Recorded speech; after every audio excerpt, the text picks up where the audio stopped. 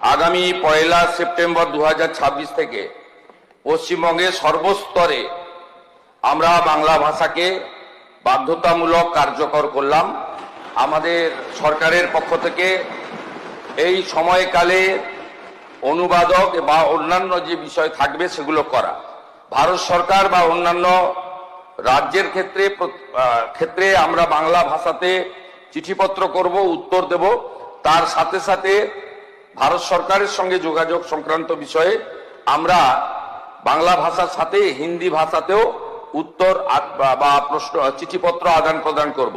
কিন্তু এই রাজ্যে সামগ্রিকভাবে সমস্ত সরকারি ক্ষেত্রে 1/9/2026 থেকে বাংলা ভাষাকে, আমাদের মাতৃভাষাকে আমরা এখানে কার্যকর করার সিদ্ধান্ত গ্রহণ করে মাননীয় কেন্দ্রীয় স্বরাষ্ট্র ও সমবায় মন্ত্রীর যে উপদেশ তাকে আমরা গ্রহণ করার সিদ্ধান্ত পশ্চিমবঙ্গ সরকারের পক্ষ থেকে ঘোষণা করলাম।